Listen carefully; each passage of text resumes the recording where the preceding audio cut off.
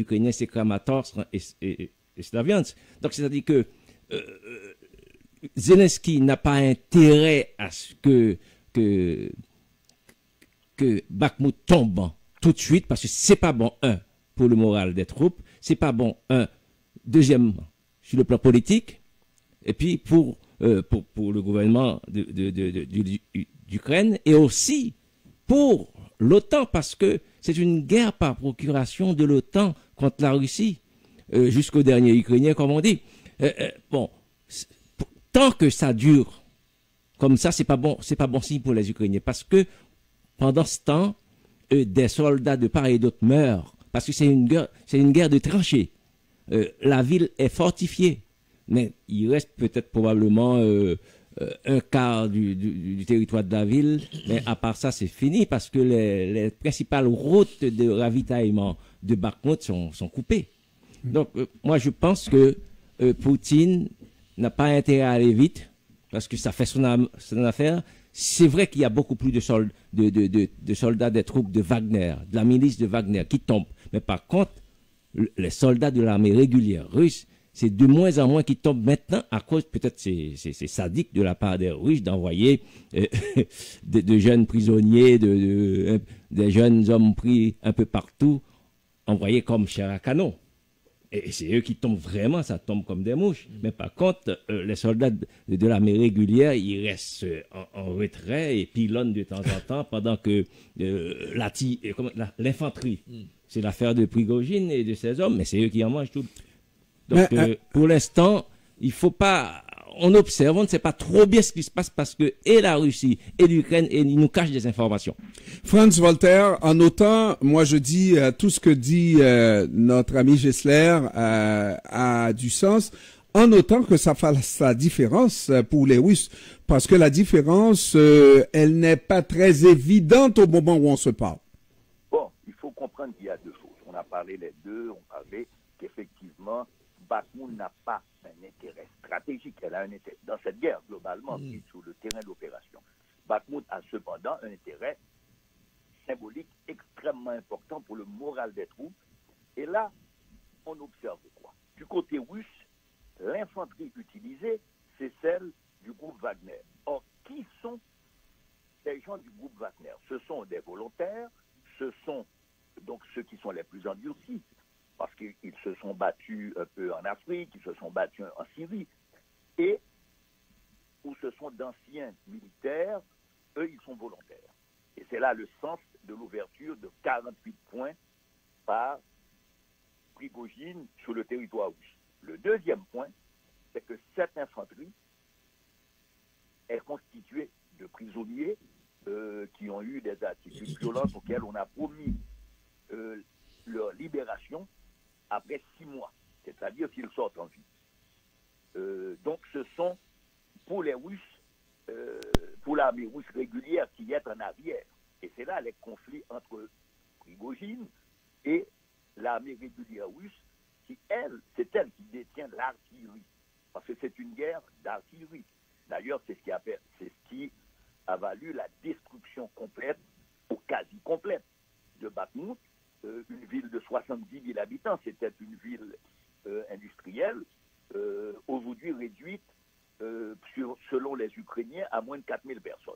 Donc, quelque part, les Russes vont perdre, évidemment, parce que dans toute guerre de défense, généralement, c'est 1 à 3 pour le défenseur. Le défenseur a moins de risques, puisqu'il est dans une tranchée, il est dans une position de défense, alors que l'attaquant, après un barrage d'artillerie, doit se montrer devant pour prendre d'assaut une colline, pour prendre d'assaut une tranchée. Donc, c'est une guerre extrêmement coûteuse en hommes. Le problème, c'est que quel est le matériel humain qui est mis en avant? Pour les Ukrainiens, c'est des troupes d'élite qui sont là pour défendre Bakhmut, parce qu'il faut avoir non seulement le moral solide, il faut avoir l'expérience, il faut avoir un entraînement. Et donc, c'est là que se situaient les divergences qu'il y a eu entre le président Zelensky et les membres de son état-major qui voulaient libérer Bakhmut pour se reconcentrer ailleurs. Et là, ils avaient l'appui des experts de l'OTAN qui pensaient qu'effectivement, la fixation à Bakhmout est un problème. Mais pour Zelensky, pour le politique qui a tranché en faveur de la défense ultime de Bakhmout, rappelons-nous que ce qui s'est passé à Mariupol, ça a duré plus d'un mois quand les troupes du bataillon Azov étaient dans l'usine d'Azovstal. Donc, on se rend compte qu'effectivement, pour les Ukrainiens, ce sera un problème de plus en plus difficile s'ils veulent au dernier moment, c'est-à-dire aujourd'hui, demain, après-demain, évacuer Bakhmout complètement. Là, ils ont un problème parce que la plupart des routes sont coupées entièrement et les autres sont sur le tir de l'artillerie russe. Donc, ce combat, comment il va finir? Possiblement, les Ukrainiens vont devoir se retirer s'ils ne veulent pas être capturés, comme ça s'est passé à Mariupol, où plus de 2000 combattants avaient été capturés. Donc, on est dans une situation qui, à mon avis, ce n'est pas un tournant dans la guerre, mais c'est un tournant important pour les Russes. Parce que d'abord, ça légitime la position de Vladimir Poutine. Deuxièmement, ça va booster le moral des Russes et ça peut affecter le moral des troupes ukrainiennes, je ne dis pas de la population, mais des troupes ukrainiennes, parce qu'effectivement, ils se trouvent dans une situation où il y aura des débats, certainement peut-être pas publics, au niveau de l'état-major ukrainien, sur des décisions à prendre et qui est autorisé à les prendre. Bon. Alors, maintenant, les Russes, je finis avec ça, cette situation, Staline l'avait déjà utilisée lors de la Seconde Guerre mondiale, en mettant en avant des prisonniers, des gens qui venaient d'hôpitaux psychiatriques, en disant c'est de la chair à canon. De toute façon, c'est peut-être très cynique aussi, hein, de dire ça nous libère les prisons, ça nous libère les hôpitaux psychiatriques, et la plupart de ces gens vont mourir de toute façon dans les assauts d'infanterie. Moi, je dirais je dirais juste un petit mot. Pourquoi ça prend autant de temps?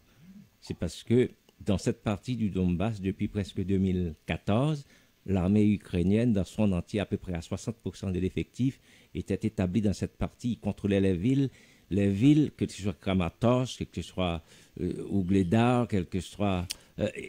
c'est des villes retranchées, c'est-à-dire les soldats sont installés dans des maisons. Mais comment tu interviens dans une situation comme ça? Alors, et ça remet en perspective ce que Franz a toujours dit. Franz Voltaire doit se rappeler avoir déjà dit qu'il n'est pas facile, qu'il est extrêmement difficile d'occuper un pays aussi grand, avec un territoire aussi vaste, n'est-ce pas, lorsqu'on a une armée, parce que c'est pas à moi de savoir pourquoi ça enlise comme ça pour l'armée russe. C'était à Vladimir Poutine de savoir ça. Il a des stratèges, il devrait savoir ça et ne pas se lancer et se donner ce défi-là qui est extrêmement dur. C'est une barre extrêmement haute pour Vladimir Poutine. Cela dit, messieurs, lorsqu'on dit que oui, c'est peut-être voulu, même si c'est cynique, c'est peut-être voulu de mettre de l'avant de la chair à canon, etc. Mais maintenant, vous voyez la stratégie qui est utilisée par Prigojine, n'est-ce pas, d'aller recruter, cette fois-ci, là, pas dans les prisons. Il y a une situation qui fait qu'en sorte on ne puisse plus utiliser les prisons pour regarnir les rangs de ce groupe d'élite, n'est-ce pas, on va le dire comme ça, et on va dans les clubs de sport, de culture physique, etc. Et on arrive avec une feuille de route en leur disant « Tout notre monde est tombé au combat. Maintenant, voulez-vous jouer le rôle de chair à canon ?» Moi, je trouve ça extrêmement difficile comme stratégie, Franz. Non, Maître Pierre, écoutez ce que ça a comme avantage pour le pouvoir russe. Vous n'êtes pas obligé. Les 300 000 personnes qui ont été recrutées sont en train d'être formées fait quand même quelques mois, de telle façon que les nouvelles troupes d'infanterie soient plus performantes, parce qu'il y a eu beaucoup, au début de la guerre, de troupes d'élite, notamment des régiments de parachutistes, notamment certains commandos, les Stesnats, qui sont morts. Donc, il faut regarder les troupes de l'armée régulière. Maintenant, quand vous faites du volontariat, vous regardez que la plupart des armées aujourd'hui occidentales ne sont pas formées par des conscrits. Le conscrit, c'est le citoyen ordinaire qui va défendre la patrie. Le reste, c'est des gens qui sont volontaires, qui constituent, que ce soit dans l'armée canadienne, que ce soit l'armée américaine ou l'armée française. On n'a plus le conscrit, c'est-à-dire les gens qui sont des appelés du contingent. Donc, en faisant cela, ce n'est pas du ressort de l'État russe, qui a déjà utilisé cette formule. Hein. Toute la conquête du 18e au 19e siècle de la Sibérie et de l'Est, d'abord dans la Russie impériale et plus tard en Union soviétique, c'est-à-dire c'est des gens qui étaient volontaires, on appelait des groupes de Cosaques, dirigés par des officiers de l'armée, mais c'était des gens volontaires, des paysans libres, dans un pays où il y avait des serfs, c'est-à-dire des gens adscrits à la terre. Donc l'armée russe a toujours misé, durant de Napoléon à la Grande Guerre patriotique avec Hitler, contre Hitler, a toujours misé sur la masse. D'ailleurs, c'est pourquoi les pays occidentaux, dans la triple entente, la France et l'Angleterre, voulaient l'appui de la Russie, puisque, d'ailleurs, on voit le nombre de morts, hein, c'est-à-dire 20 millions de morts pendant la Seconde Guerre mondiale, alors que des pays, même comme l'Allemagne, ont eu 3 millions. Donc, on se rend compte qu'effectivement, l'armée russe a toujours joué la masse. Maintenant, comment jouer cette masse dans une guerre qui est aussi violente que la Seconde Guerre mondiale? Eh bien, c'est comme ça. C'est l'âme de celui qui a peut-être moins de moyens matériels que l'autre. Mais n'oublie pas, Franz Voltaire, que Prigojine est à la tête d'une holding, d'une entreprise milliardaire. C'est-à-dire que ce n'est pas les moyens financiers qui lui manquent pour aller chercher de l'effectif un peu partout dans les anciennes, comment dire ça? Oui, mais c'est pas la... ancienne république satellite. Oui. Tu sais très bien que les États-Unis, dont l'ancien vice-président sous le gouvernement de Bush fils, eh ben, qu'est-ce qu'ils utilisaient en Irak? Backwater. Backwater, oui. Qui était une entreprise de mercenaires, et on recrutait qui à l'époque? Essentiellement des Colombiens, des Salvadoriens, des volontaires. Et moi, je me rappelle un interrogatoire d'un type là, il disait de toute façon, je risque ma vie tous les jours au Salvador, et si je meurs, j'aurai $500, on compromet à ma famille $20,000. Alors, Franz... Moi, c'est pas ça qui... Au-delà de la propagande, c'est de... Mais pour les Russes, c'est une stratégie de dire, on va mobiliser les gens qui vont aller chez Wagner, ils sont volontaires, hein, c'est pas des gens qu'on va forcer. Mais bien sûr, Franz. Mais encore une fois, là, je regarde ça. Pourquoi on en parle alors que déjà sous George Bush fils, on n'en parlait pas. Il y a cette guerre en Ukraine, il y avait déjà les médias sociaux et on n'en parlait pas tellement. C'est qu'on faisait. Il y a quand même une nuance. Cette guerre actuellement en Ukraine, c'est une guerre extrêmement médiatisée et qui a commencé naturellement, vous me permettrez de le dire, que le président Biden, qu'on l'aime pas, a dit voilà ce qui allait se passer. Il va y avoir une intervention russe en Ukraine et 150 000 hommes de troupes en face de l'Ukraine. Ils vont rentrer alors qu'on disait mais non, c'était un exercice. Non, mais France, je me permets de terminer en disant que c'était que Joe Biden disait ce qui allait se passer et tout le monde on a compris, même si on disait que c'était de la propagande, sauf que on a vu que tout ce qu'il disait s'est réalisé d'une certaine manière. Il a même dit, voici notre stratégie vis-à-vis de la Russie soviétique, c'est que il y a eu trop d'attaques et on va faire en sorte que la Russie utilise toutes ses armes. Jean-Pierre, Fafan, donne-moi une petite seconde, Jean-Pierre. Il y en a trop qui veulent m'arracher la gorge. De toute façon, que la Russie, tôt ou tard, allait intervenir en Ukraine, surtout dans la partie Est, parce que c'était une question de... Mais Poutine disait non. Non, écoute, là, il cachait son jeu. Il cachait son jeu comme tous les autres cachent leur jeu. C'est de la guerre de propagande. Personne ne va vous dire quel est mon jeu. Il n'y a aucune personne... La seule personne qui nous disait la vérité, c'était Vladimir Poutine. Tu es méchant avec moi. C'était le président américain, qui nous disait voilà ce qui allait se passer, et ça s'est passé comme le président l'a dit. Mais France... Depuis bien avant 2008, on savait que cette guerre, il y avait un risque. Pour une raison très simple. La Russie était prise dans une situation où les avancées, quand elle a pris la Crimée, rappelons-nous que la prise de la Crimée, il y a quelque chose d'extrêmement important pour comprendre. Si la Crimée, je ne parle pas maintenant de l'égalité, ça c'est un autre débat. Si la Crimée restait ukrainienne, Sébastopol tombait.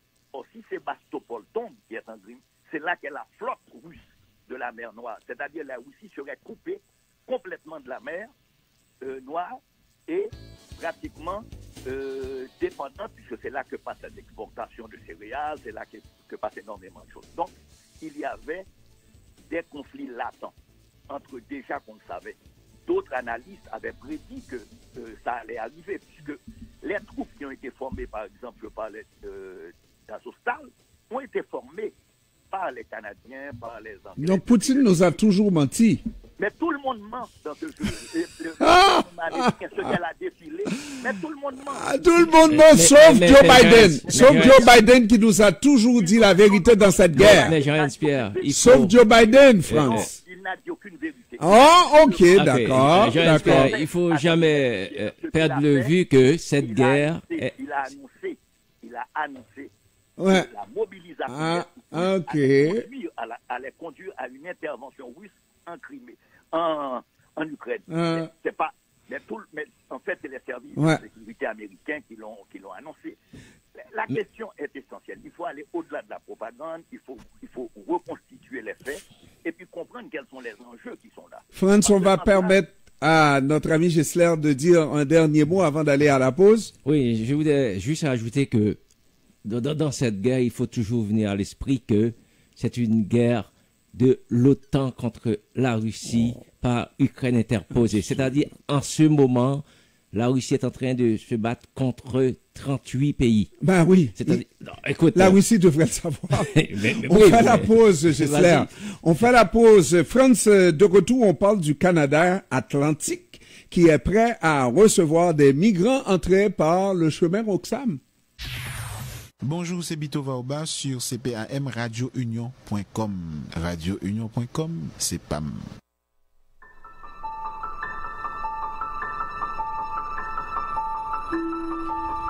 Les enfants, le travail, les transports, on court, on se bouscule, on se salit, on s'insulte. Arrêtez tout. Le samedi vous fait grâce. Musique, littérature, sport, cinéma, analyse et commentaires, l'information sous toutes ses coutures, avec Jean-Ernest Pierre et son équipe, tout à meilleur goût le samedi. Grâce matinée, votre petit plaisir du week-end.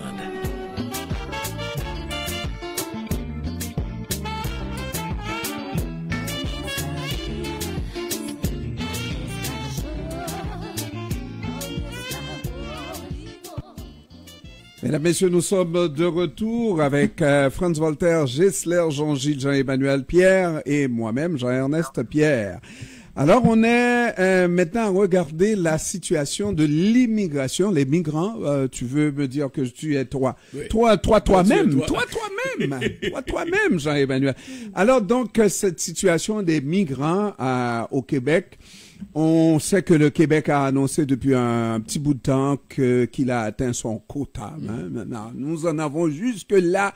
On ne peut plus en recevoir. Et puis, ce que je ne comprends pas avec Québec, c'est qu'on a toujours le même problème de main-d'œuvre, n'est-ce pas, de pénurie de main-d'œuvre qui vraiment est dénoncée par toutes les entreprises, toutes les entreprises qui restauration, tous les secteurs donc qui sont à la recherche de main-d'œuvre, etc. On n'a toujours pas assez de main-d'œuvre au Québec et malgré tout, donc on laisse aller la main-d'œuvre qui passe par le chemin Roxham potentiel, n'est-ce pas? Et on veut maintenant, on était très heureux lorsque l'Ontario aussi a connu sa part de problèmes en disant que il faudrait qu'on se parle avec le fédéral justement pour régulariser la chose, parce que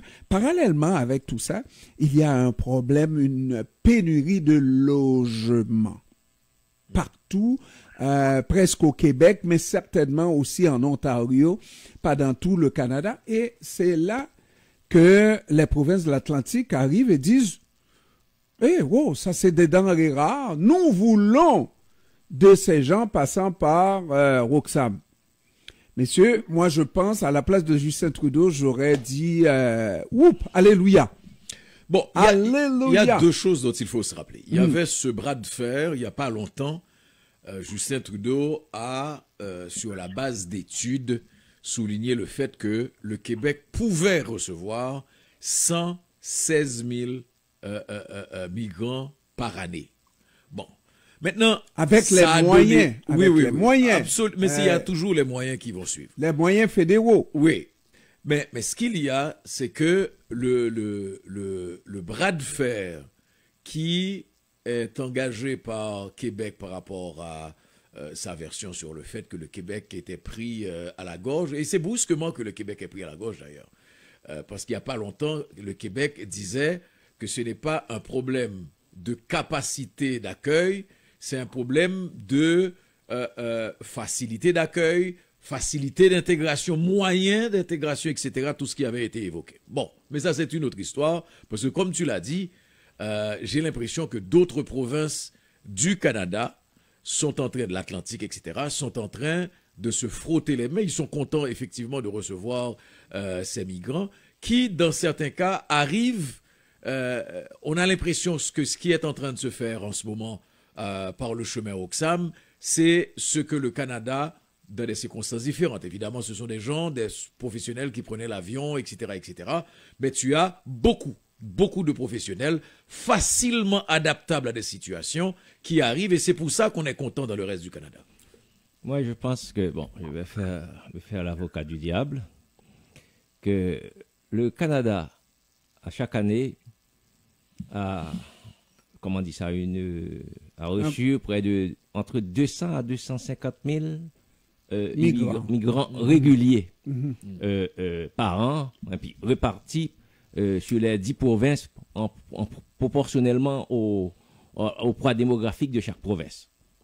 Bon, aux 280 000 réguliers qui rentrent chaque année, si on ajoute des dizaines de milliers qui rentrent par le chemin de manière irrégulière, moi je comprends que en tant que citoyen canadien, que j'aurais aimé que quelqu'un qui vienne chez nous, qui frappe un petit peu. C'est la même chose avec la République dominicaine. La République dominicaine, il y a une montée du nationalisme anti-haïtien pour la seule raison que sur les 300 km de la frontière, c'est comme une passoire. Ils passent, par exemple, de Wanamet jusqu'à Ansapit. Ils passent quand ils veulent, ils reviennent quand ils veulent. C'est-à-dire qu'entre nous, l'État doit mettre un petit holà. Soit qu'on augmente le nombre d'immigrés par la voie régulière, c'est-à-dire passer de 280 ou bien même à 350 000, c'est correct. Mais moi, je me rappelle, Jean-Pierre, ça c'est une histoire personnelle que je raconte ici, là. Moi, quand je suis entré ici en 92, après le coup d'État en Haïti, j'avais un visa de 3 ans, et puis j'étais venu pour je savais pas quoi faire. Mais au bout, après le temps qu'on m'avait demandé de rester au Canada, donc dès le lendemain, je ne pouvais plus rester. Donc, je suis allé faire une demande de prolongation du visa. Du séjour. Du séjour, oui. Alors là, l'agent d'immigration m'a demandé, mais c'est pour quelle raison? Je lui ai dit, bon, j'étais journaliste, en Haïti, il y a un coup d'État, moi, je voudrais me mettre à l'abri un petit peu le temps que ça revienne à la normale. Il dit, non, ce n'est pas une bonne raison. Si vous voulez aller pour obtenir une prolongation, aller dans cette chambre à côté, c'est là où on traite ces questions-là pour les réfugiés. Moi, je ne voulais pas rester. Alors là, il dit, non, mais vous ne restez pas si vous franchissez pas cette porte à côté pour faire la demande de statut de réfugié, vous partez le lendemain. J'ai été déporté le lendemain même en direction de Boston. Mais c'est pour te dire que il y a des lois. Moi, j'étais victime. J'ai été victime de ça. Donc, moi, je pense que le Canada et les provinces. Le Canada et les provinces. Tu parles des maritimes. Les maritimes font face, probablement, les 4 provinces maritimes, c'est eux qui ont tu mets les 4 provinces ensemble, ils font même pas 10% de la population de l'Ontario. C'est-à-dire qu'ils ont un immense besoin de main-d'œuvre. Par contre, pour desserrer les taux sur le Québec et l'Ontario, c'est une bonne chose que les provinces maritimes demandent à recevoir ces gens-là. Non, mais il faut clarifier ce que Gessler vient de présenter. C'est une situation classique, effectivement. Au lendemain ou le jour même de la fin de la validité d'un visa, on devient en situation illégale dans le pays. Il faut avoir une bonne raison pour demander une prolongation. Et dans ce cas, l'agent a bien fait de te dire ce que tu nous dis là, non, ça n'a pas rapport. Je veux rester, mais c'est pas parce que j'ai des problèmes politiques. Il faut effectivement y aller avec un problème politique en disant si je retourne dans mon pays, ma vie risque d'être en péril et à ce moment-là, on traite le dossier comme un demandeur de statut de réfugié, quitte à ce que, et il a bien dit, oui, après un certain temps, si la situation se corrige, tu pourras retourner chez toi. Il a bien traité le dossier. Et puis, on n'ira pas dans des situations en disant en 1800 il n'y avait pas de visa, etc. Les pays ont décidé de se donner des règles. Il y a un visa à obtenir, n'est-ce pas, pour rester dans un pays qui n'est pas le nôtre. Cela dit, est-ce qu'on peut être de temps en temps intelligent? Lorsque Justin Trudeau n'est quand même pas un de pique tel qu'on le présente. Il a peut-être un problème à régler avec Haïti, mais ça, on le verra plus tard. Mais pour les questions d'immigration, il assiste au fait que l'ensemble du pays connaît un problème de main-d'œuvre. Pour former de la main-d'œuvre ajustée, n'est-ce pas, par rapport aux besoins du pays, essayons d'analyser, essayons de capitaliser, essayons de mettre les chiffres d'une colonne par rapport à une autre colonne pour voir qui en sort gagnant. Le Canada en sort gagnant largement lorsque vous avez des travailleurs spécialisés qui arrivent et pour la formation desquels vous n'avez absolument rien payé. Hein? Alors, on serait fou de ne pas accepter ces gens-là et faire un programme un peu spécial pour permettre à ces gens-là de travailler au Canada, le temps de régler, de trouver une voie de sortie, etc., etc. Et c'est ça que je ne comprends pas par rapport au Québec. Oui, qui se cherche, parce que le Québec a plusieurs autres problèmes, là. Entre autres, le problème d'avoir des migrants francophones. Ah, mais c'est des migrants francophones. Et entre autres, d'avoir des migrants blancs. Est-ce que je le dis fort? Parce que francophone, c'est pas tout. Ah, parce que moi-même, je suis francophone. Les Haïtiens sont tous des... À tout le moins, à défaut d'être francophones. On a plus de langue française que francophone. À tout le moins d'être francophone. Parce qu'au Québec... Je termine. À tout le moins d'être francophone, d'être des francophiles. Des francophiles, c'est des gens qui vont apprendre le français, là, le temps de le dire. La langue française appartient à celui qui la parle ben, pour ses besoins propres. Non, mais est-ce que je suis francophone? Ça, c'est une autre question. Non, tu es de langue française. Oui, mais on parle de francophone, mais et puis ne jouons pas avec les mots. Quand on dit francophone, ça n'a rien à voir avec la langue, ça a à voir avec l'ethnie majoritaire, c'est-à-dire canadien-français. C'est différent. Mais faisons l'émission comme il faut, disons les vraies affaires. Ouais. Disons les vraies affaires. Ça fait partie des problèmes identitaires du Québec. Ouais. OK? Et malheureusement, c'est pas des problèmes qu'on peut étaler sur la place publique. Hein? On est obligé de jouer, Jean-Emmanuel dirait Oyan-Valou, n'est-ce pas, un petit coup à gauche, un petit coup à droite, etc., pour ne pas dire les vraies affaires. Alors, Justin Trudeau, lui, est bien équilibré en disant, mais voilà, on serait fou de ne pas profiter de cette manne. Un moment donné, il y en aura trop et on fermera la frontière. Mais pour l'instant, on a encore des besoins. Mais il y a un petit problème, Jean-Pierre. Comment les gouvernements vont traiter ces deux problèmes? D'abord, les besoins criants en matière de main-d'œuvre, d'une part, et l'opinion publique dans les provinces qui sont majoritairement contre Oxfam. Comment on va traiter ces deux questions-là? Alors, on saura trouver pour l'instant, si l'information est diffusée, je crois, moi je fais confiance quand même à l'équipe de Trudeau, que l'on soit capable. Le problème se pose au Québec. Chemin Roxham, Québec, ça fait pas bon ménage, mais dans les autres provinces, le problème ne se pose pas avec autant d'acuité. Et là, vous devriez parler de propagande, beaucoup de propagande là-dedans aussi. Franz Voltaire? Bon, moi, je vous ai tous écoutés. Je crois qu'il faut distinguer d'abord. Les questions d'immigration n'ont rien à voir avec la question du chemin Roxham. La question du chemin Roxham, c'est une question de réfugiés. Ça n'a rien à voir avec les programmes d'immigration. Par exemple, et tu l'as souligné aussi, tu dis, bon, on va chercher des gens compétents suivant certains critères. Là, par exemple, au Québec, on est en train de chercher, surtout en Afrique, parce que quand vous parlez d'immigration, par exemple, de blancs, il n'y a plus d'immigration européenne. Globalement, si vous regardez les chiffres, l'immigration européenne s'est tarie pratiquement parce que l'Europe absorbe elle-même, elle est un pays d'immigration.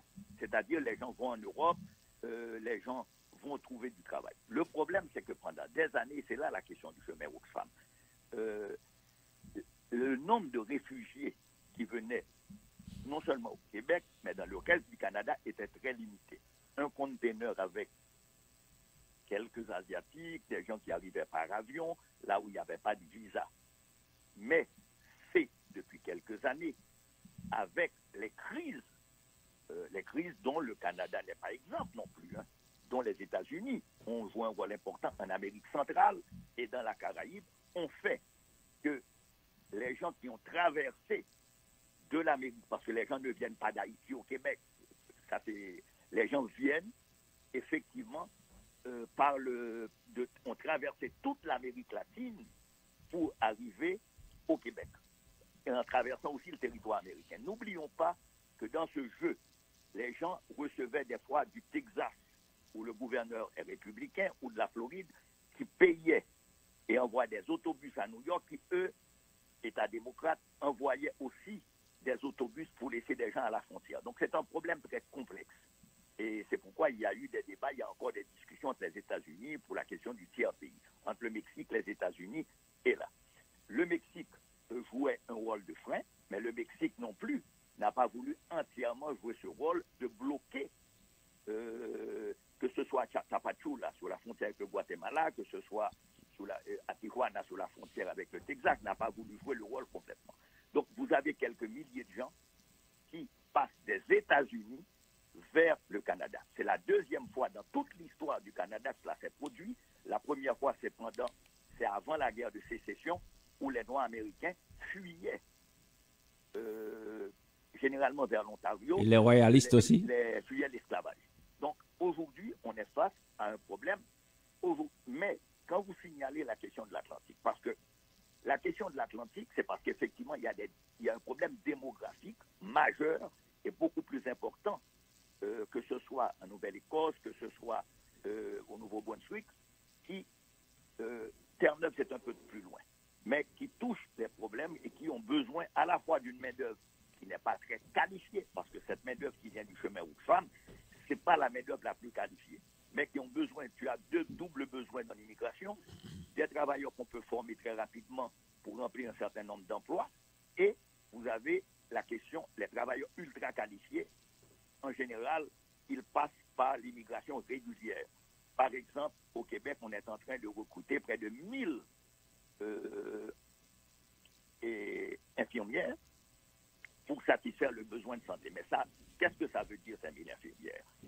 De notre part, un avantage pour la province, mais cela va créer un déséquilibre dans tous les systèmes de santé où on va puiser cette main-d'œuvre. Ça veut dire qu'on va rendre catastrophique des situations qui sont déjà en très grande difficulté. Il y a eu des débats aujourd'hui, par exemple en France, sur la question des médecins qu'on va chercher dans certains pays pour leur offrir et changer la loi d'immigration pour leur faciliter la tâche. Donc, on a ici un problème très concret. Pour le Québec, il y a un débat idéologique autour si le Québec peut absorber, parce qu'il faut rappeler aussi que presque, je crois, si je ne me trompe, entre 90 et 90% de gens qui entrent au Canada de façon irrégulière passent par le chemin Oxfam. Donc, le Québec, son argument était de dire que ça doit se répartir sur tout le territoire canadien, puisque c'est par le Québec que passe la très grande majorité des demandeurs d'asile.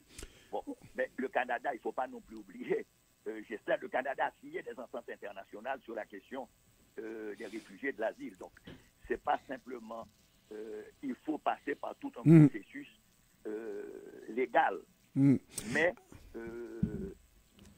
aujourd'hui, on arrive au point, si vous regardez ce qui se passe, par exemple, à Montréal-Nord.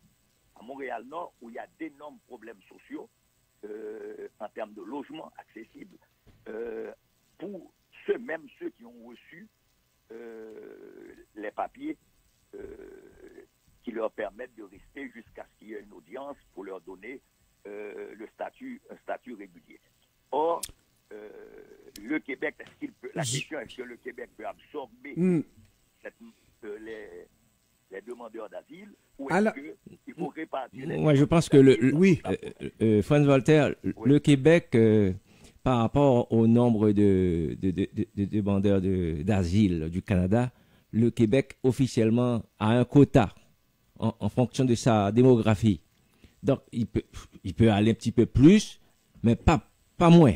Donc, qui fait que quand tu as déjà tous ces gens qui rentrent par la voie régulière, par la colle... Non, mais c'est autre chose. La voie régulière, c'est autre chose. Bon, ça n'a rien à voir avec les demandeurs d'asile. Oui, messieurs, alors on va aussi parce que il y a des gens qui passent par les voies régulières et qui font des demandes d'asile, France.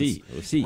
Qui peuvent. Mais les gens de Roxham, généralement, c'est des demandeurs d'asile, on s'entend.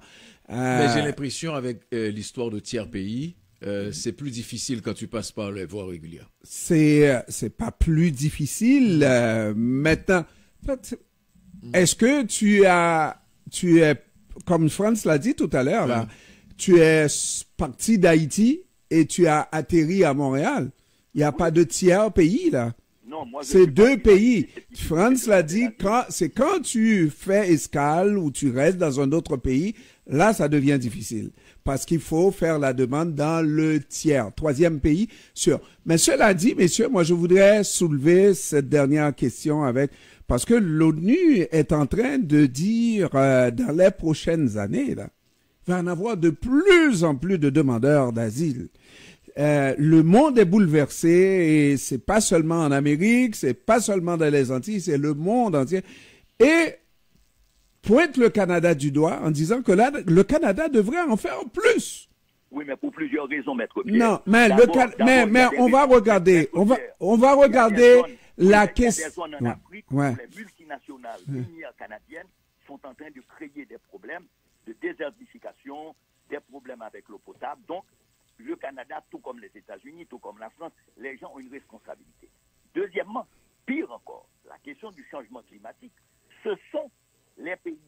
industrialisés qui créent la grande majorité. Mais on pointe le Canada du doigt. France, si Jean-Emmanuel ne dit pas un mot dans ce dossier-là, je vais lui demander de crier comme il l'a déjà fait pour d'autres. Jean-Emmanuel quoi déjà?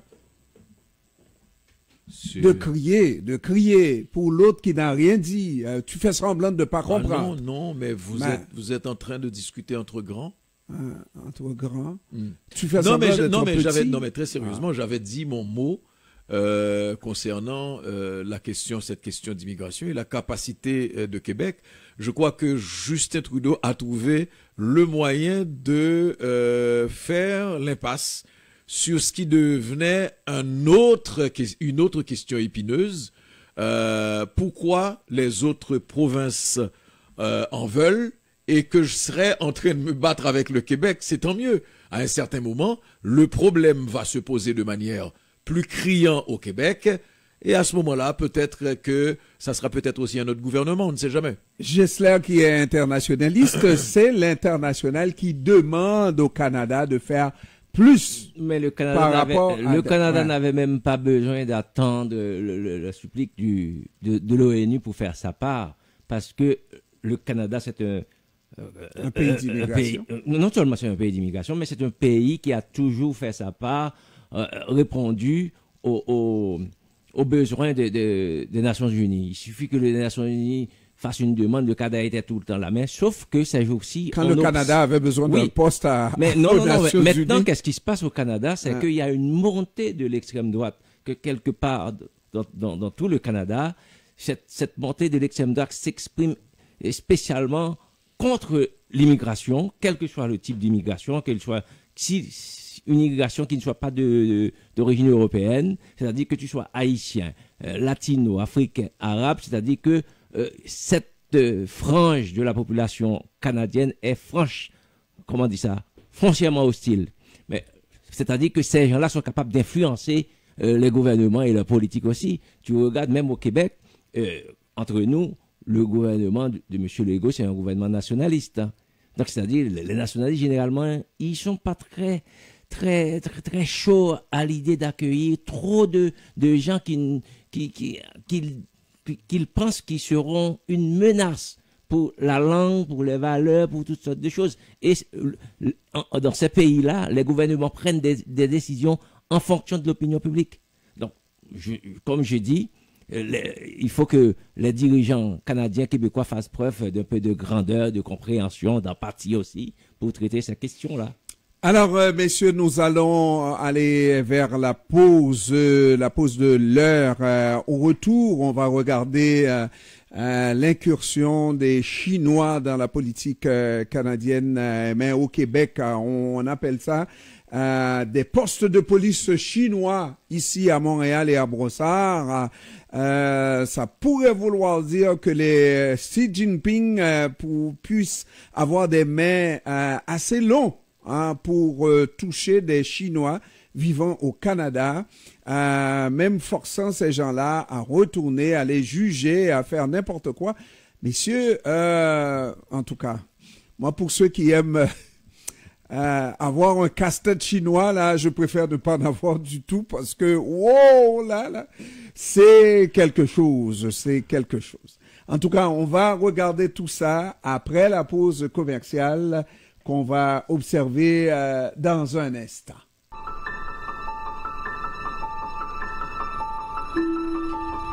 Les enfants, le travail, les transports, on court, on se bouscule, on se salit, on s'insulte. Arrêtez tout. Le samedi vous fait grâce. Musique, littérature, sport, cinéma, analyse et commentaires, l'information sous toutes ses coutures, avec Jean-Ernest Pierre et son équipe, tout à meilleur goût le samedi. Grâce matinée, votre petit plaisir du week-end.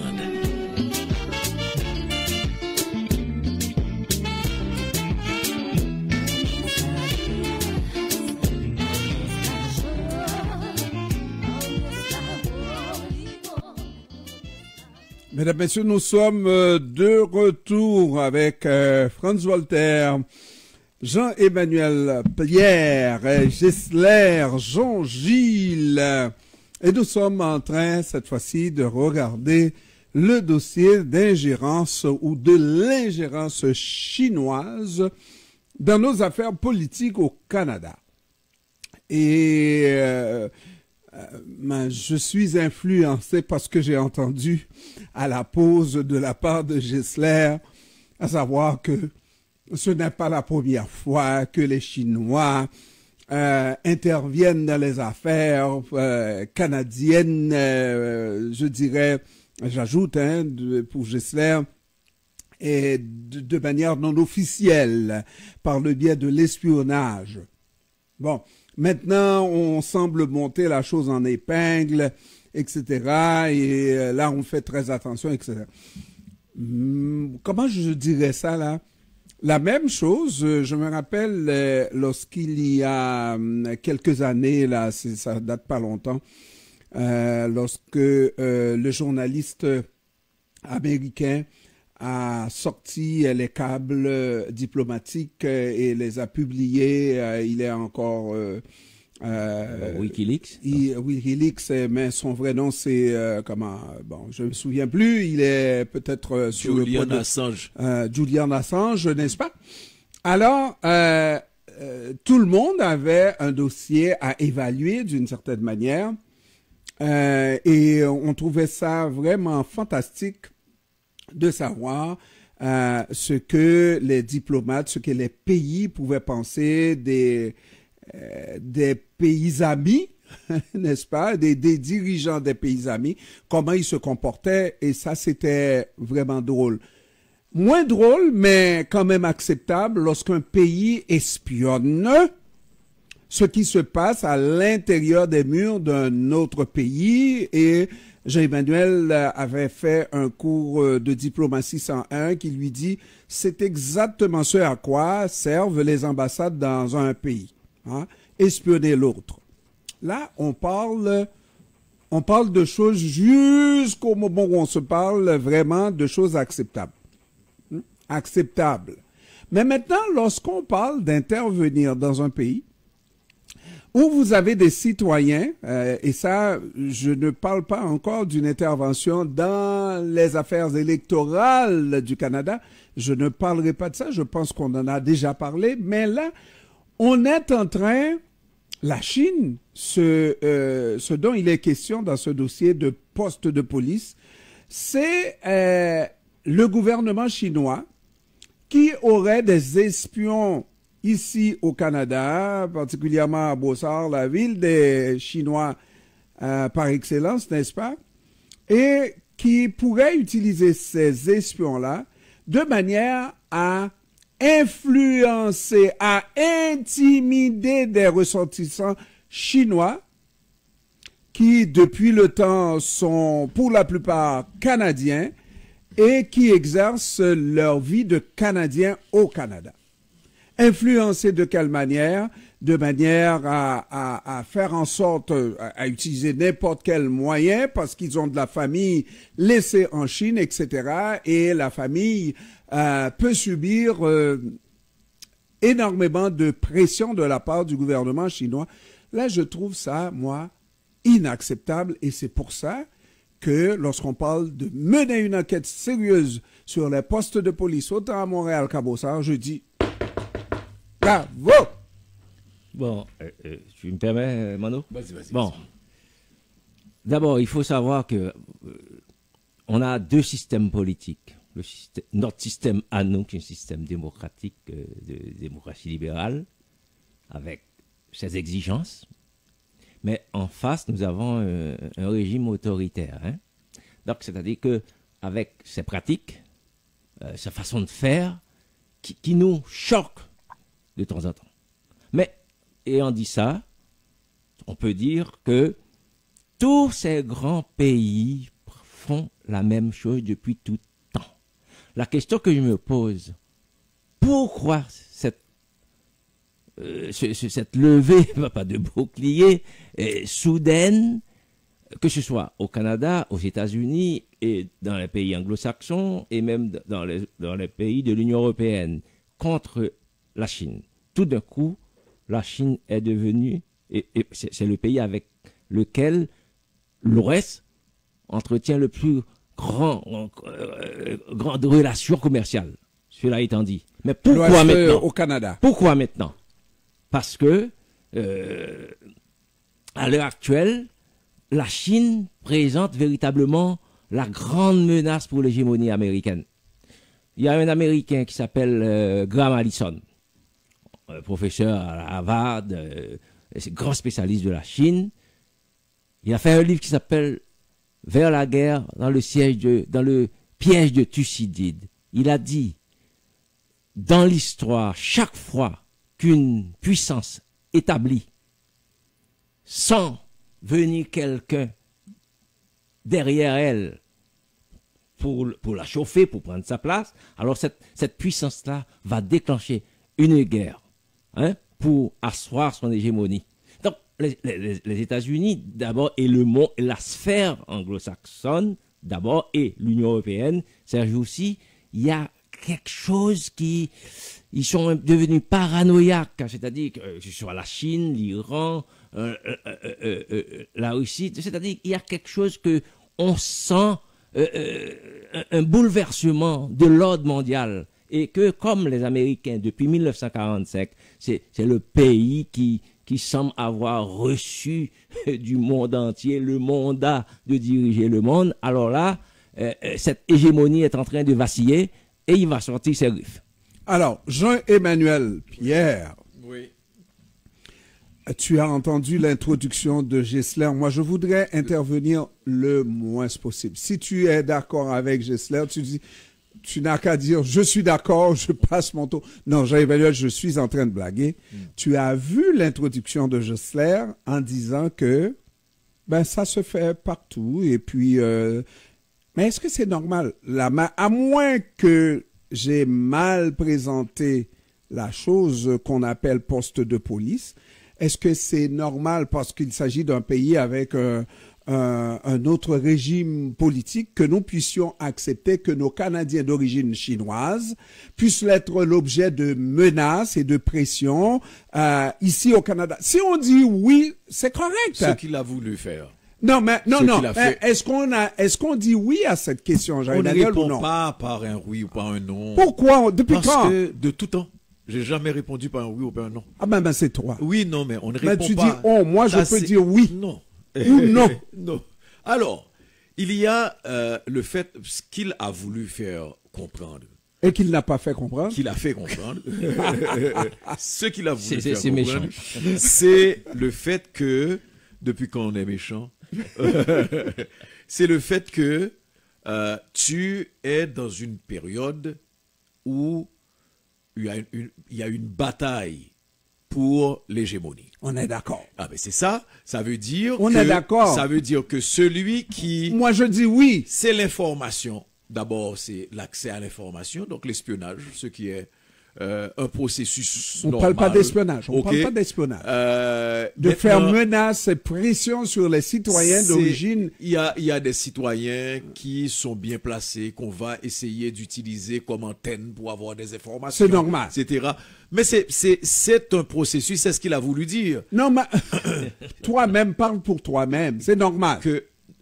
C'est dans la dynamique normale, oui. Ah bon, ok, C'est d'accord. dans la dynamique. De faire pression sur des citoyens chinois Ce que je vous dis. et menaçant la famille Jean-Ernest, restée ça, c'est enlevé. à Pékin. Tu sais ce que tu fais? Ouais. Tu enlèves l'analyse que nous faisons sur une bataille pour non, l'hégémone. non, mais Jean-Emmanuel, dis les choses telles quelles. Là. Tu es en train de... Je ne fais rien, je suis clair. Je fais absolument rien. Toi-même, tu veux qu'on dise exactement ce que tu veux. Non. Moi, je te dis qu'il y a une bataille pour l'hégémone, tu as des processus, tu as des manières de faire, et tous ceux qui veulent avoir du pouvoir vont utiliser l'espionnage, tous ceux qui veulent avoir... Tu as vécu ça ici, sous le soft power régime... aussi. Non, il a vécu ça sous le régime des Duvalier où il allait manifester, il voulait pas qu'on le prenne en photo, etc. Ce sont des antennes. Est-ce que ça fait partie... Est-ce qu'on disait que c'était normal? Est-ce que ça fait partie de la démocratie qu'on veut? Non. Ça, c'est autre chose. Mais c'est le jugement moral que tu apportes dans la chose, alors que là... Il n'y a pas de jugement moral, il y a un jugement moral. Pas de moral, là. C'est de vie ou de mort par rapport à des gens qui sont menacés ici au Québec parce qu'ils sont d'origine chinoise, n'est-ce pas? Et ils devraient être sous l'emprise. Des gens qui ont choisi de quitter la Chine pour s'exiler et venir vivre au Québec et que le gouvernement essaye de contrôler à distance, et moi je dirais que c'est normal. Ce n'est pas normal. Et je ne parle pas de moralité, ce n'est pas normal. Est-ce que tu sais, parce que quand tu parles de normalité, c'est dans une dynamique où quelque chose, une pratique devient comme une norme. Acceptable. Ok? C'est dans cette logique-là. Absolument, c'est-à-dire que une pratique dans toute la logique de l'espionnage, dans toute la logique des empires, des gouvernements qui veulent contrôler, des gouvernements qui veulent... on est mal placé pour porter des jugements. Mais nous sommes au Canada. Nous sommes au Canada. Oui. Il y a un pays étranger. Tant qu'à y être, là, Jean-Emmanuel, là, je m'excuse. Vas-y. Tant qu'à y être, c'est normal que la Chine essaye de détourner, dénaturer notre système démocratique des élections, des élections que la Chine essaye de changer de gouvernement. C'est normal, c'est une pratique chinoise, mais que ça ait lieu au Canada, et puis moi je dirais c'est normal. Tu as fini? Bon, oui. Je vais te répondre oui. Mais pour une fois tu réponds. Laisse-moi aller. Mais voilà. Non. Voilà. Je vais te dire pourquoi. C'est-à-dire, est-ce que c'est pas dans l'intérêt du Canada, est-ce que c'est pas le droit que le Canada a d'éviter que cela arrive, d'empêcher que cela arrive, de dénoncer, d'avoir des démarches diplomatiques, de rupture même diplomatique s'il le faut? Oui, c'est le droit du Canada. Est-ce que la Chine peut le faire? C'est la jungle diplomatique qu'il faudrait réguler autrement. Et moi, comme citoyen, comment je réagis? Non, ça te regarde. Mais je suis en train de te parler. Oui. Comment tu penses par rapport à cette réalité-là? Monsieur, il faut laisser. Franz va prendre le relais. Franz dira le contraire par rapport à toi, Jean-Emmanuel. Tu vas voir. N'essaie pas de beurrer épais. Attends, il parle. La question d'influencer des citoyens, d'influencer le système, fait partie. C'est illégal. Donc c'est au Canada de faire le travail, de démontrer les questions, s'il y a d'espionnage, tous les pays le font. D'ailleurs, la question des polices, elle n'est pas venue d'abord du Canada, elle est venue de la Hollande, donc des Pays-Bas, où il était question qu'il y aurait dans les consulats chinois des gens chargés de surveiller les communautés chinoises.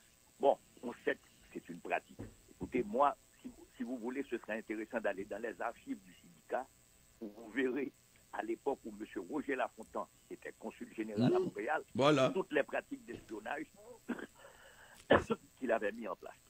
Et on disait que c'était normal. Ça n'a rien à voir. Mais si c'était anormal sous Duvalier, on ne peut pas dire ce que font les Chinois, c'est normal. C'est quoi l'idée? Il n'y a personne qui te dit que... Mais ne prenez pas cet exemple-là. C'est un exemple, c'est un mauvais exemple. On peut te prendre la dictature de Duvalier. Non, on te prend 20 000 exemples. Les Américains le font, les Français le font, les Allemands le font, tout le monde le fait. Attendez, essayons de ne pas les énerver. Il risquait de dire tout le monde le font. Et s'ils font. Ils font tout cela. On a vu le cas Khashoggi, un citoyen saoudien. C'est pas normal, ça. Là, on a vu le cas écoutez-nous, dans le cadre du Festival des films des droits de la personne et de la Semaine d'action contre le racisme, on passe un film qui s'appelle Raïf sur ce Saoudien détenu là. Bon, maintenant, c'est la politique et la politique internationale est du domaine du rapport de force. Je pense que aujourd'hui, on fait mention de certaines choses. Il va falloir laisser les enquêtes déterminer si ça se passe et comment ça se passe. Mais au-delà de tout, tous les pays, enfin, les grands pays, du moins, qui en ont les moyens. Ont des antennes politiques, ont des antennes idéologiques. Écoute, on a vu pendant la guerre froide, les États-Unis financer une revue de philosophie. On dirait qu'est-ce que ça a à voir? Non. C'est-à-dire, au fond, comme on dit dans le jeu de l'espionnage, il ne faut pas se laisser prendre. Mais tous les pays pratiquent à un titre ou à un autre des activités. Mais France, on a dépensé des centaines de millions de dollars pendant la guerre froide des deux côtés pour avoir des instruments d'influence des politiques. C'est-à-dire les Américains avaient leur propre institution et leur radio Free Europe. Ils finançaient certaines activités. L'Union soviétique finançait d'autres activités.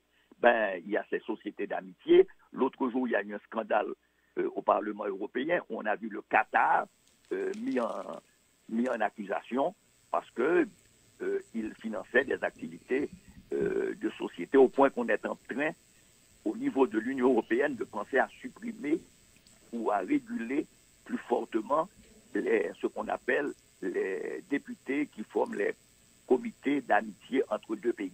Donc, il ne faut pas non plus se leurrer sur cette question. Que nos auditeurs et auditrices comprennent. Maintenant, la question étant que, et c'est pourquoi les pays, dans ce jeu du chat et de la souris, et c'est pourquoi les pays investissent énormément. Mais vous savez, quand vous voulez et questionner ce que Gessler disait et qui me semble intéressant et fondamental, quand il y a une question sur le questionnement de l'hégémonie américaine par la montée technologique et militaire de la Chine, vous savez, c'est-à-dire à ce moment-là, la guerre ne prend pas simplement des formes d'affrontement militaire, elle prend aussi des formes idéologiques. Si vous voulez définir qu'un pays est un adversaire, vous devez monter des dossiers, avancer des propositions, que ce pays est une menace pour vous. Le problème de la Chine, contrairement à la Russie d'aujourd'hui, c'est que on a décidé, parce qu'avec la financiarisation du monde développé, et on a démantelé des entreprises, par exemple, la France, on a démantelé sa capacité industrielle, comme les États-Unis d'ailleurs, pour les remonter en Asie. Là, on a un problème très simple. Donc aujourd'hui, on se rend compte en pleine guerre Russie-Ukraine que la capacité industrielle, parce qu'on avait des stocks qui sont utilisés pour fournir les Ukrainiens, mais qu'on a une capacité très limitée de produire des munitions, des armements qui prennent des années, et que cette capacité que la pandémie avait révélée d'ailleurs. Écoutez que dans des pays comme ici, on avait des problèmes de masques. Donc finalement, tout est légitime. Maintenant, est-ce qu'on aura des preuves de cela? Ça, on les attend. Oui, France, moi je voulais juste ajouter un petit peu. C'est-à-dire que si la Chine se livre à des activités qui entravent les lois du Canada, c'est illégal. Donc, c'est au Canada de prendre toutes les dispositions pour assurer la sécurité de ces installations, de ces institutions, de l'État canadien et de ses citoyens. Absolument. Mais par contre, il nous faut sauter l'aspect premier degré, là. Il faut aller plus loin. Je vais dire pourquoi c'est maintenant. C'est la même chose. On est contre la guerre en Ukraine. Mais nous, on va un peu plus loin. Pourquoi la Russie a décidé d'intervenir en Ukraine? Il faut qu'on reste aux questions essentielles. Pourquoi? Mais toutes les raisons, toutes les raisons que tu as évoquées, c'est vrai. On voit venir, tu l'as dit, je ne sais pas si c'était à la pause, les pays occidentaux sentent le souffle de la Chine dans le dos, et puis il y a personne qui va faire de cadeau à la Chine, ça c'est certain. On le dit, moi je le dis et j'aime être transparent. Tu suis mon regard, Gessler, n'est-ce pas? Tu suis, bon, il est tellement concentré, absorbé. Cela dit, moi-même, je me pose une question. Est-ce que nous, comme analystes, lorsqu'on parle à des citoyens de tous les jours, qui, eux, étaient peut-être l'objet de persécution sous le régime de Duvalier ont vécu des moments extrêmement difficiles, même à l'extérieur. On faisait attention pour que notre nom, nos identités ne soient pas transmises à Duvalier. Alors, je regarde d'autres citoyens aujourd'hui canadiens qui sont d'origine chinoise, qui peuvent être l'objet de persécutions de cette nature-là. Est-ce que moi, comme analyste, on n'encourage pas ça. Non. Est-ce que je c'est même condamnable. Bon, alors, condamnable. il faut le dire. Il faut mettre ça dans un cadre plus Vous me global. dites ce que j'ai compris. Je suis d'accord qu'on le mette dans un cadre global. Ouais. Mais si jamais les enquêtes révèlent effectivement que la Chine, parce qu'on a vu la Russie soviétique essayer jusqu'en en Angleterre, n'est-ce pas, aller attaquer des citoyens d'origine russe, n'est-ce pas, utiliser le poison, etc. Même si on sait qu'il y a un autre régime, nous sommes en régime démocratique et ça ne se fait pas. Moi, je suis absolument convaincu. Je suis absolument convaincu que les règles, je ne suis pas communiste, je ne rêve même pas d'expérimenter un régime communiste, que les règles communistes donnent vraiment carte blanche à un régime d'aller tuer à l'extérieur, sur un territoire étranger, d'aller contrôler les gens à l'extérieur. Ça c'est l'autoritarisme. Ça, c'est l'autoritarisme. C'est l'autoritarisme. Oui, mais je termine. Est-ce que je peux terminer? L'autoritarisme qu'un président qui peut être nommé pour la 3e fois, on dit que c'est une première en Chine, n'est-ce pas? Avoir un mandat vraiment ad vitam aeternam qu'on se donne, n'est-ce pas? Et on peut... Mais ce n'est pas en vertu d'une loi communiste. Alors, toute la parole est à toi, Jean-Emmanuel. La première chose, et je reviens sur ce que tu dis chaque fois, tu peux toi-même dire oui ou non, ou répondre par oui ou non. Je ne réponds pas par oui ou par non, parce que je pense que l'argument ne peut pas s'arrêter là, dans un oui ou dans un non, tu ne me le feras pas dire. Et prenez tout ce que je dis toujours ce que je veux dire clairement, avec des nuances probablement qui peuvent déranger, mais je dis ce que je dis clairement. Ceci étant dit, je reviens sur ce que je disais, c'est au Canada de prendre les moyens dans une faune d'espionnage, dans une faune où on ne règle que ça. La deuxième chose, je ne porterai pas de jugement sur... en analysant sur il faut condamner, j'analyse à partir des faits, j'analyse à partir d'éléments qui sont disponibles, pas ce qu'on veut me faire croire. Il y a aujourd'hui une enquête de la GRC qui révèle qu'il y a 2 postes de police sur la rive sud. Moi, j'ai suivi toute la semaine les débats au Parlement canadien, où malheureusement c'est devenu un enjeu de bataille électorale plus qu'autre chose, alors que c'est comme par exemple, c'est une aberration. Comment tu peux parler de sécurité et demander qu'il y ait une enquête publique? C'est stupide. Tu ne peux pas parler de sécurité nationale et demander une enquête publique. Il y a des choses qui ne peuvent être révélées. Et puis, aussi simple que ça. Donc, on en fait un cheval politique, une bataille politique. Je ne vais pas rentrer là-dedans. Et puis Pierre-Emmanuel, oui, excuse-moi. Écoute, le RCRS, c'est pas vrai, le SCRS, oui. Le Centre de renseignement canadien. C'est un service de l'État qui doit faire preuve de silence. C'est comment on dit ça? De retenue. De retenue. On est dans le secret. Pourquoi ce service de l'État trouve-t-il le moyen de divulguer à travers les médias, de laisser couler une information aussi sensible? On dit d'ailleurs qu'il y a une enquête par rapport à ça. Il faut. Alors, tout ça. C'est un petit peu dommage parce que vous mélangez 2 affaires totalement différentes. Là, maintenant, lorsqu'on parle d'ingérence de la Chine dans les élections de 2019-2021, c'est une chose. Et là, je suis d'accord qu'il y a, et Justin Trudeau n'a pas voulu avoir une enquête politique publique, n'est-ce pas? Parce que Justin Trudeau a dit qu'il y a des choses qui révèlent, qui sont qui sont de secret pour le Canada et très sensibles, n'est-ce pas?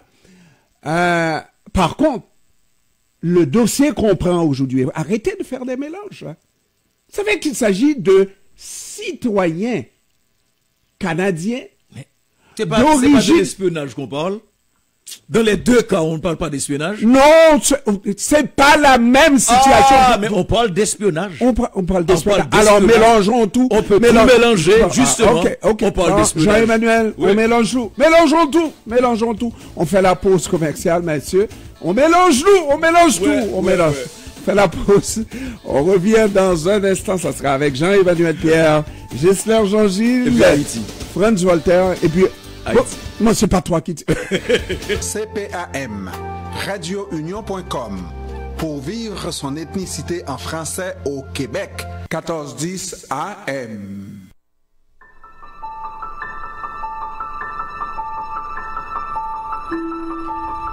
Les enfants, le travail, les transports, on court, on se bouscule, on se salit, on s'insulte.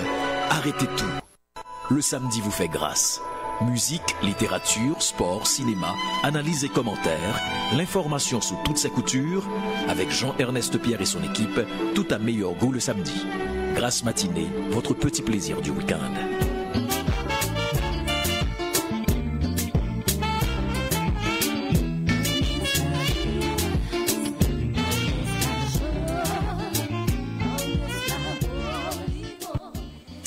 Mesdames et messieurs, nous sommes de retour avec Franz Voltaire, Ghislain Jean-Gilles, Jean-Emmanuel Pierre et moi-même, Jean-Ernest Pierre. Messieurs, nous regardons le dossier d'Haïti et l'armée canadienne a prononcé le mot du droit.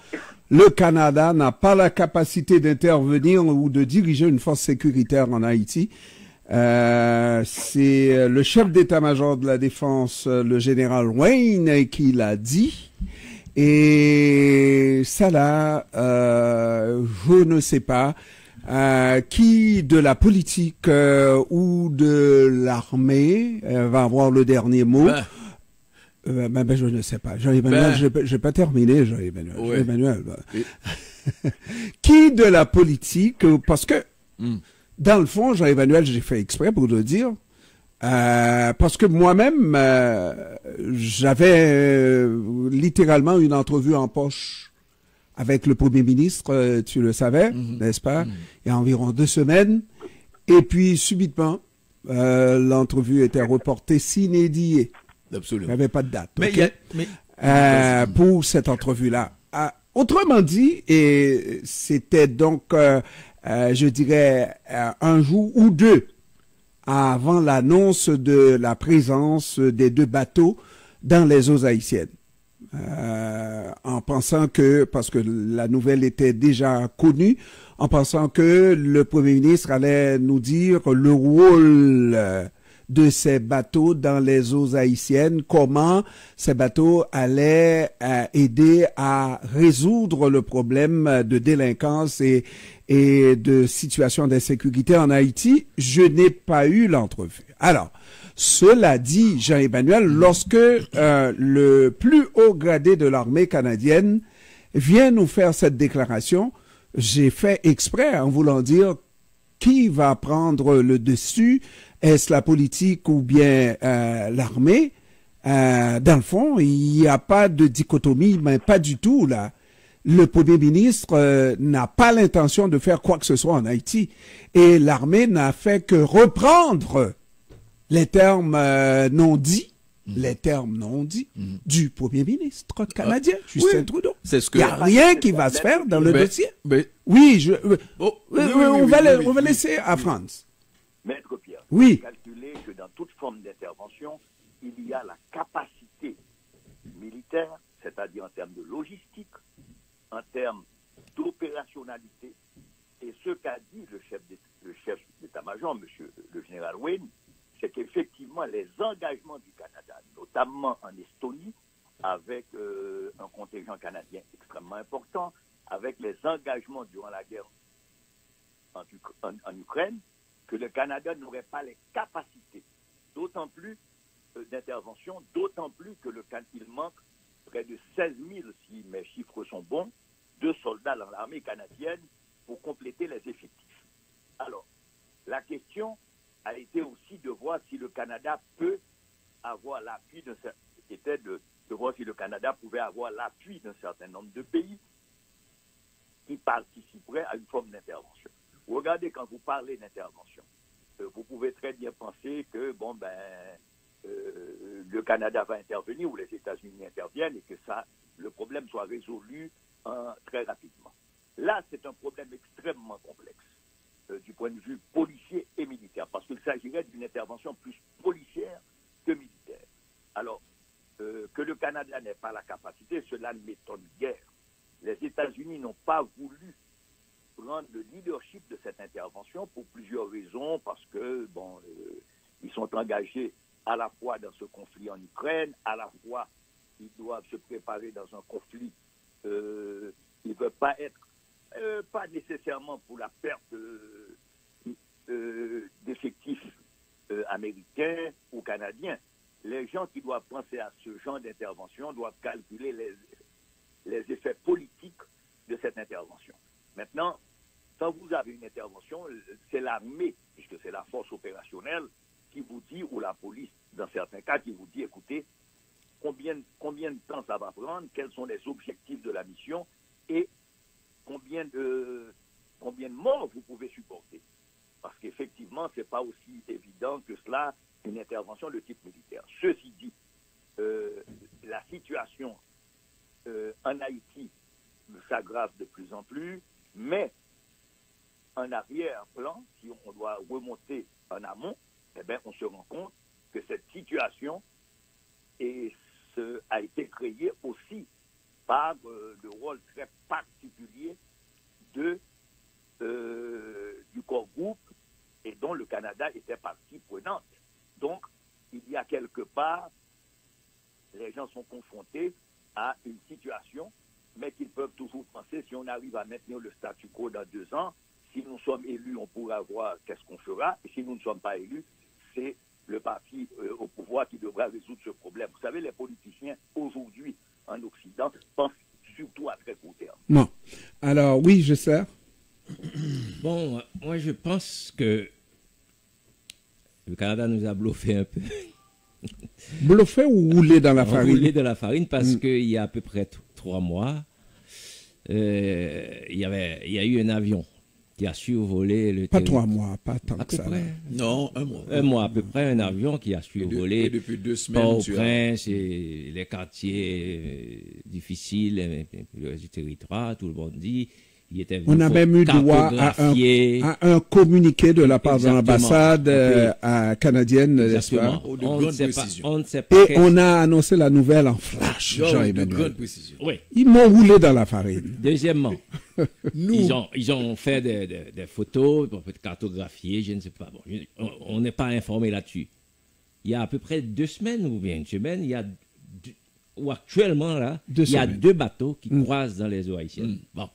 Qu'est-ce qu'ils font? Est-ce que c'est des bateaux de type militaire armés avec du bateau militaire oui, ou bien de la marine? C'est-à-dire que dans l'esprit des Haïtiens, ils pensaient que quelque chose allait se passer tout de suite parce que c'est les prémices d'une intervention militaire qui viennent de sauver, etc. Mais moi, dans mon esprit, je savais qu'il n'allait rien se produire parce que, seuls les États-Unis ont les moyens d'intervenir pour nettoyer cette zone-là. Le Canada, donc, joue les seconds rôles allègrement, mais ils n'ont pas les moyens. Donc, deuxièmement, est-ce que l'opinion publique canadienne, comme a dit Franz Voltaire, ou bien américaine, serait prête à accepter, à voir de beaux petits soldats canadiens mourir dans les endroits puants de Cité-Soleil ou bien comment il s'appelle le nouveau bidonville à l'entrée nord de Port-au-Prince, là? Canaan. Toutes ces questions-là, il faut les se poser en tête. Et puis, quelle est la position du Parti conservateur par rapport à cette situation? Est-ce que... Non, Jean-Emmanuel, Oui.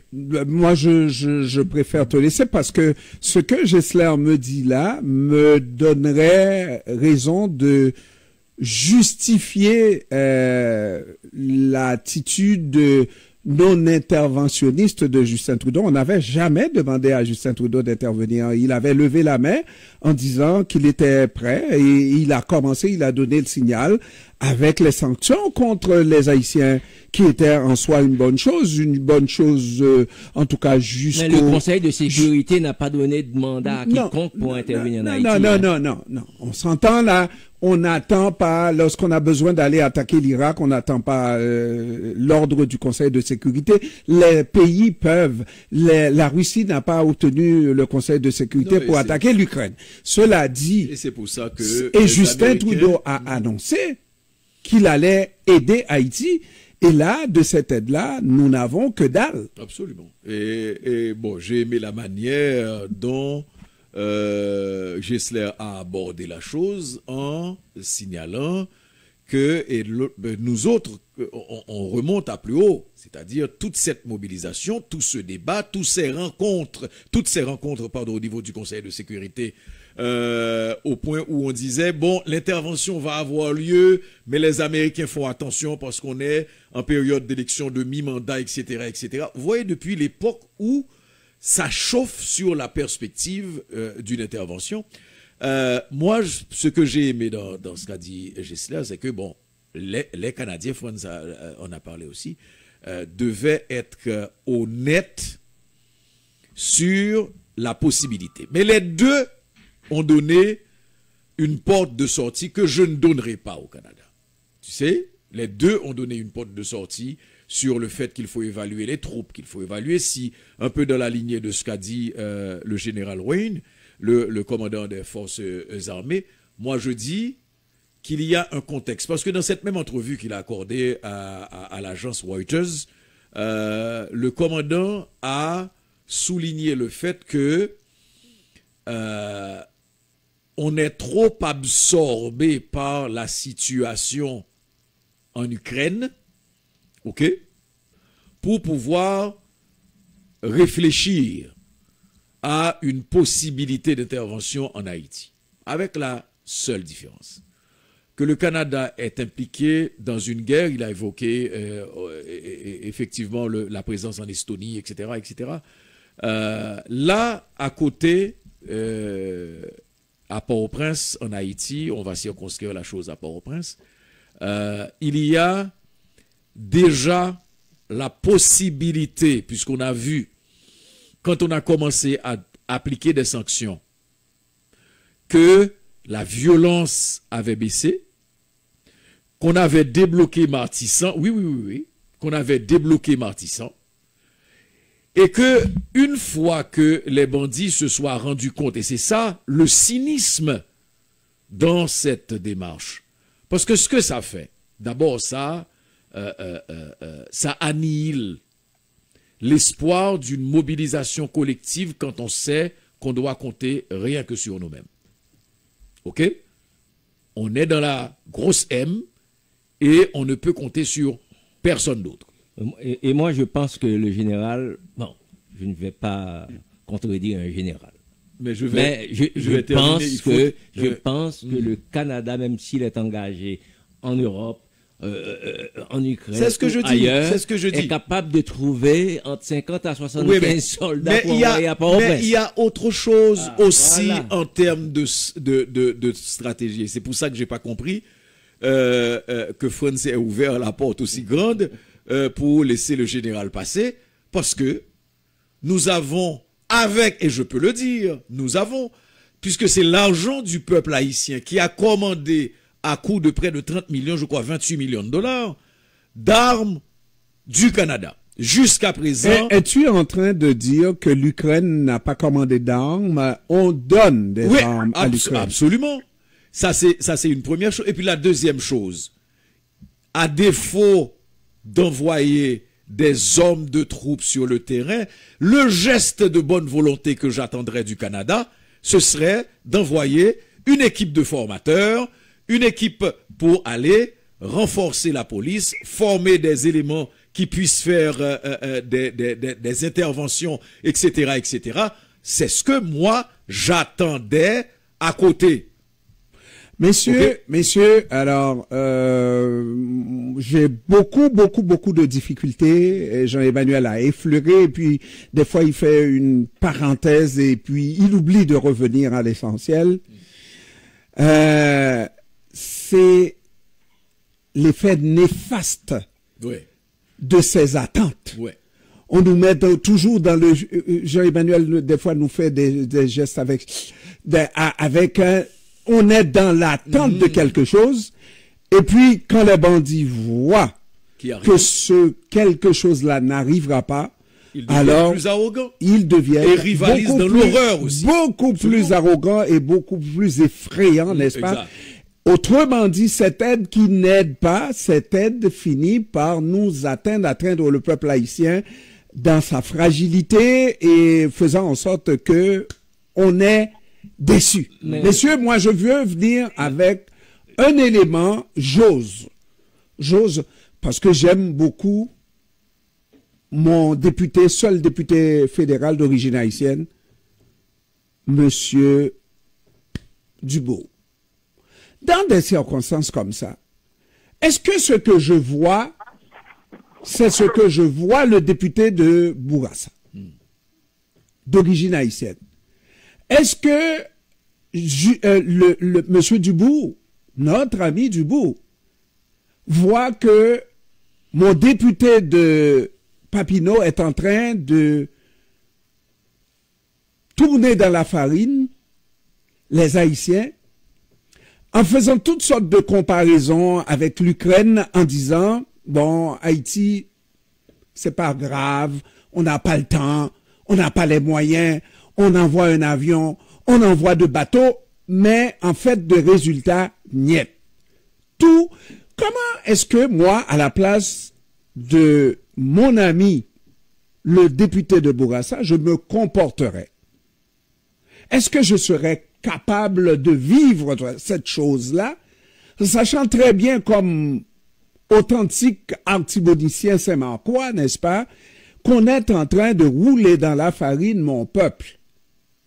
Mais Jean-Pierre, il faut se demander quel est le poids de notre député. Mais il est un député. Dans le caucus du Parti libéral. Mais toi, tu poses une question. Oui. Il y a un geste que le député peut poser qui ne va pas forcer la main à Justin Trudeau. C'est Justin Trudeau.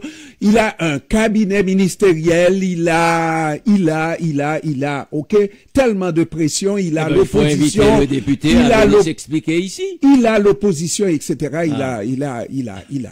Mais par contre, moi, comme individu, j'ai moi-même. Et puis, je dois regarder et collaborer avec les Haïtiens d'ici, les Haïtiens de mon pays, et il y a, malgré tout ce qu'on dira là, c'est l'avenir d'un pays qui est en jeu. Est-ce que le député de Bourassa peut seulement dire une opinion qui soit cohérente, donner une explication au peuple haïtien, arrêter d'attendre que Justin Trudeau ou le Canada vous aide, organisez-vous par vous-même, mais dites un mot clair, parce que jusqu'à présent, que ce soit l'avion, on nous a passé dans bêtise, vous connaissez cette expression anglaise, passé dans bêtise, que ce soit les deux bateaux, on nous a passé dans la farine. Mais le problème, Jean-Pierre, moi, la semaine dernière, je disais ça, à peu près ceci, que pour la seule autorité, le seul pays qui puisse s'engager personnellement pour tenter de résoudre la situation haïtienne, il s'appelle les États-Unis.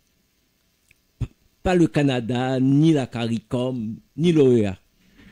Donc, la pression devrait être mise sur les principaux responsables de cette chose-là, parce que, ils ont assassiné un président, donc le plan a été mené aux États-Unis même. Donc le chaos a pogné, comme on dit ici, dès le lendemain de l'assassinat du président. 20 mois plus tard, ça a empiré. Oui, Jean-Emmanuel. Moi, je dirais, par rapport aux attentes et aux promesses, donner leur juste. C'est plus frustrant que d'attendre et tu te rends compte que la source vers laquelle tu tends est un mirage. Quand tu arrives là-dedans, et puis il n'y a rien. Il n'y a rien, il n'y a pas d'eau, il y a que c'était promesse. Et on revient chaque fois avec les promesses. Et c'est ce que j'ai aimé, honnêtement, dans la sortie du général. Tu sais, au moins, après toute cette période de mensonges, le général est venu donner l'heure juste. Parce que toute cette histoire de liste, finalement, quelles sont les conséquences de la longue liste établie, etc., etc. Et on voit d'ailleurs les personnes accusées. C'est un peu la même arrogance affichée par les bandits quand ils se rendent compte que vous êtes en train de rouler le pays de la farine. Et Jean-Emmanuel. La longue liste, les gens qui sont sur la longue liste établie comme des gens qui auraient soutenu des bandits armés ou qui auraient fait des détournements, etc. Maintenant, c'est devenu une vaste plaisanterie parce que tout le monde est en train de dire que le Canada n'a pas de parole. Bon, le Canada n'a pas de parole. Absolument. Moi, je refuse de croire que le Canada n'a pas de parole. Et puis, quand on me présente la chose, je regrette. Qui a dit qu'il ne pouvait pas dire à un général qu'il ment? Je ne dirai pas au général Wayne qu'il ment, mais peut-être qu'il n'a pas toutes les données, ou peut-être qu'il décide les données, ou peut-être qu'il décide de couvrir le Premier ministre et qu'il fait de la politique. Un général ne doit pas faire de politique. Parce que, messieurs, moi je suis absolument convaincu que ce qui se passe là est l'objet de conciliabule, est l'objet de plan.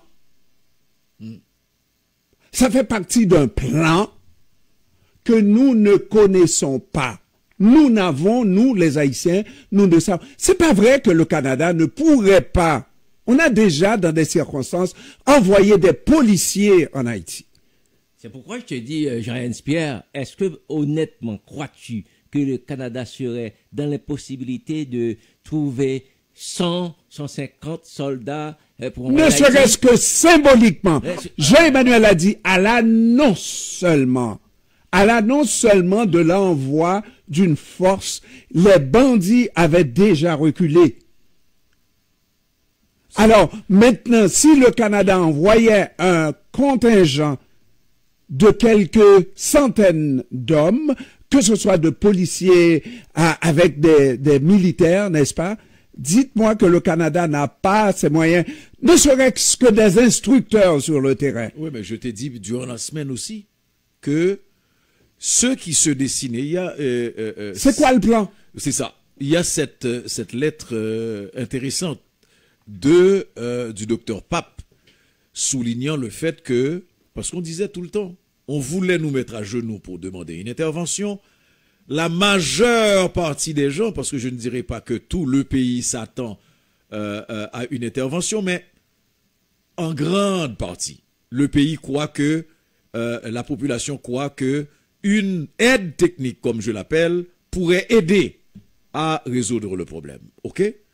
Donc, dans cette perspective-là, tu te dis que, OK, on va avancer pour regarder qu'est-ce qui peut être mis en place parallèlement. Après, tu me sors ça. Ça veut dire quoi? Ça veut dire qu'on veut absolument qu'on ait été non seulement à genoux, mais qu'on soit en train d'être annihilé. Et c'est là la théorie du génocide évoqué par le docteur Pape. Tu sais, ça veut dire que tu as maintenant... Tu as des guerres de territoire. Des guerres de territoire, et en plus, vous avez de ces autorités qui sont placées par le corps groupe, n'est-ce pas, qui demandent à la population de s'impliquer dans la guerre, et là, ça va s'appeler une guerre civile. Ça va s'appeler une guerre civile. Là, on parle de guerre entre gangs, mais si la population se met de la partie, ça sera une guerre civile et ça donnera ouverture à toute forme d'intervention et ça s'appellera à ce moment-là une tutelle. Et tu as une radio. J'ai été effrayé en écoutant cette émission. C'est la même émission où le loi est venu annoncer la mort du leader du secrétaire général du RDNP. J'ai entendu comme par hasard la même semaine, alors que Pape évoque la question de Mille Collines, la question du génocide, et puis tu avais l'impression que c'était comme Radio Mille Collines appelant barbecue les deux animateurs.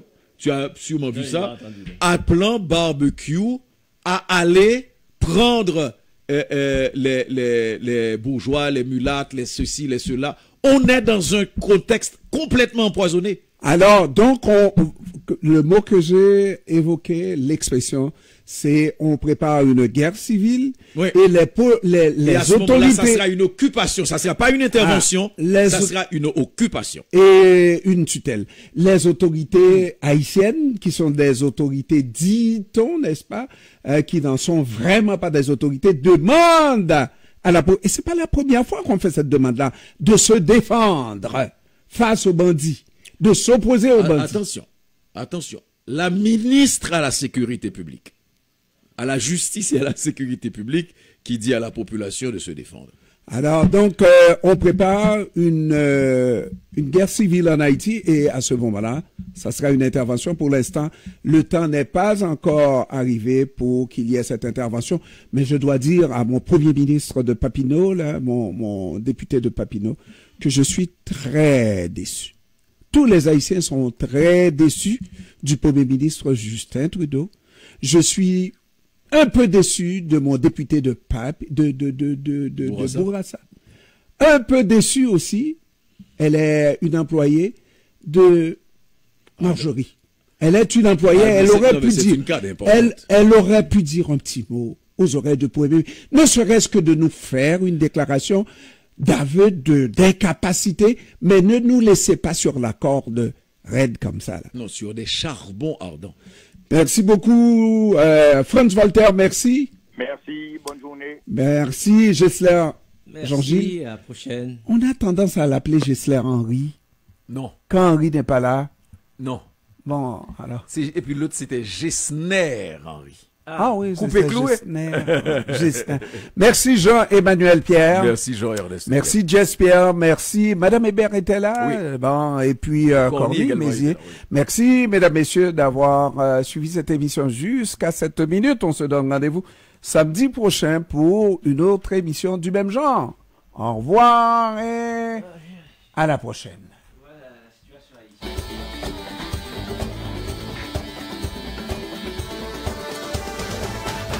Tandem